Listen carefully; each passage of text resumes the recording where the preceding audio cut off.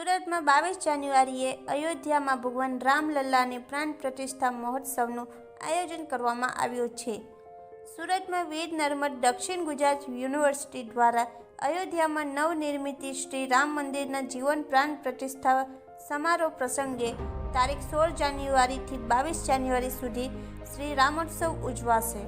જે અંતર્ગત 16 જાન્યુઆરીએ પરંપરાગત ગરબા, 17 જાન્યુઆરીએ શાસ્ત્રીય નૃત્ય, 18 જાન્યુઆરીએ નૃત્ય નાટક, 19 જાન્યુઆરીએ આદિવાસી નૃત્ય, 20 જાન્યુઆરીએ ગાયક હાર્દિક દવેની સંગીત સંધ્યા અને 21 જાન્યુઆરીએ ગુજરાતના લોકપ્રિય કલાકાર ગીતાબેન રબારીના ડાયરા અને બાદમાં મહાઆરતી થશે. આયોજન રામોત્સવની શ્રી રામ મંદિર અને ભગવાન શ્રી રામની 80 ફૂટ બાય 50 ફૂટ ઊંચી પ્રતિકૃતિ, રામ સેતુ, શ્રી હનુમાનજીની પ્રતિકૃતિ, શ્રી રામ જન્મભૂમિ સંઘર્ષ ચાલી રહ્યો છે. વિશ્વવિદ્યાલય દ્વારા એવી રીતે તૈયારીઓ કરવામાં આવી રહી છે કે ભગવાન રામનું સમગ્ર જીવન ખૂબ જ સરળ જોવા મળે.